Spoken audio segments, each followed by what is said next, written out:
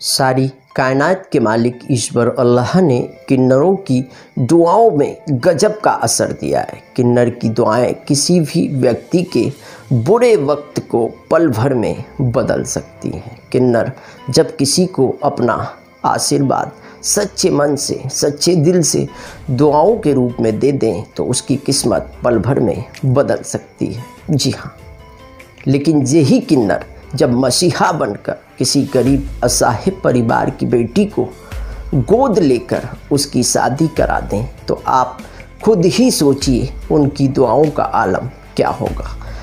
नमस्कार, मैं हूँ एजाज खान। तो किन्नरों को लेकर लोग अक्सर तरह तरह की बातें करते हैं, लेकिन सच तो ये है कि यही किन्नर आज भी समाज के अंदर कई परिवारों के लिए मसीहा बने हुए हैं।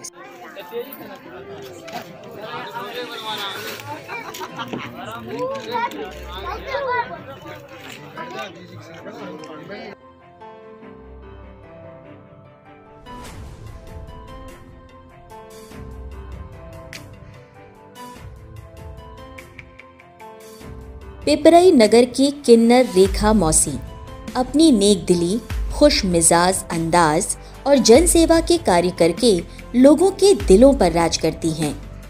पिछले कई सालों से मसीहा बनकर लोगों की मदद कर रही हैं। कभी कोरोना काल में गरीब असहाय मजदूर लोगों के लिए खाने की सामग्री बांटती हैं, तो कभी गरीब परिवार की बच्चियों को गोद लेकर उनकी शादी करवा देती हैं। इससे पहले भी एक गरीब परिवार की बच्ची को गोद लेकर उसकी शादी कर चुकी हैं। प्रेम नारायण पंथी, जो कि पिपरई नगर के ही निवासी हैं, वो बेहद गरीब हैं। उनकी बेटी पूजा को किन्नर रेखा मौसी ने अपनी बेटी समझकर उसे गले लगाया और उसकी शादी बड़े ही धूमधाम से की। परिवार की रजामंदी से रेखा मौसी ने बेटी पूजा का कन्यादान भी किया। कन्यादान की सारी रस्मों को, रीति रिवाजों को बखूबी निभाते हुए अपने निजी खर्चे से शादी का पूरा खर्च उठाया। साथ ही दुल्हन बनी बेटी पूजा को सोने चांदी के जेवर के साथ साथ गृहस्थी के उपयोग का सामान भी दिया। आशीर्वाद देकर वर वधू को विदा की रस्म भी अदा कराई। इस दौरान रेखा मौसी बड़ी भावुक नजर आईं और उनकी आंखें नम दिखीं। अपनी बेटी को विदा करते हुए खुशियों के आंसू उनकी आंखों से छलक पड़ी।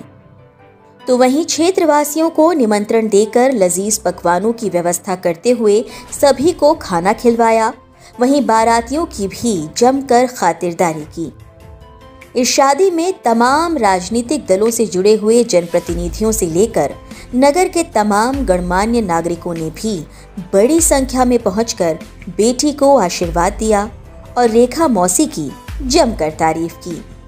रेखा मौसी ने कहा कि सब कुछ उस मालिक की मर्जी से हुआ, बस मेरी खुशी ये कि मेरी बेटी पूजा खुश रहे। जिस घर में वो जा रही है उस घर को खुशियों से रोशन कर दे। उन्होंने ये भी कहा कि कोई भी व्यक्ति अपनी होने वाली बेटी को ना मारे, बल्कि वो उसके पालन पोषण में सक्षम नहीं हो तो उन्हें दे दे। वो उन सभी का जिम्मा उठाने को तैयार हैं।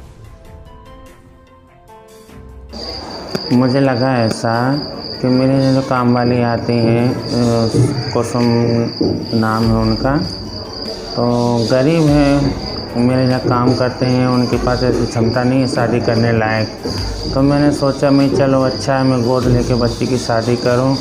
और मेरे घर में भी है, पहले भी कर चुकी हूँ एक शादी में, और मेरा यही ख्याल है कि आगे से आगे और भी करूं।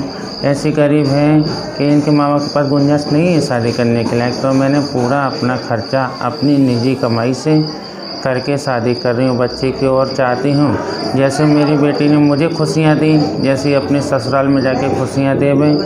और अच्छा लगा, मुझे बहुत ही अच्छा लगा कि आगे भी चाहती हूँ ऐसे भी गरीब माँ बाप हैं जो बच्चियों को गला घोट के मार देते हैं और बच्चियों को फेंक देते हैं। तो मैं चाहती हूँ ऐसे माँ बापों से कहना है कि कोई अपनी बच्चियों को ना मारे और बच्चियों को ना फेंके। ऐसे पालने पोषण के लिए मुझसे खर्चा ले मैं पालूँगी पोसूँगी, उनको खर्चा भी दूँगी, पढ़ाई लिखाई जहाँ तक की होगी शादी तक की भी मैं करूँगी।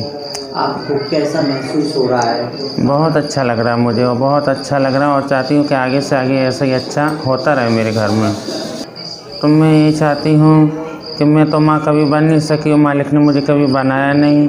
मैं चाहती हूँ कि बेटी को गोद लेके अपनी माँ का सुख प्राप्त कर सकती हूँ मैं, और ऐसी वो माँ भी होंगी जो अपनी बच्चियों को सुख देती हैं और आगे से आगे देती रहें। और जैसे कोरोना काल है, मैं तो इसी कारण करती हूँ शादी कि मेरे देश के वासी सब अच्छे रहें, जो कोरोना काल जल्दी यहाँ से टले और कोई मुसीबत मेरे देशवासियों पे ना आवे और मेरे घर में ऐसी खुशियाँ आती रहें।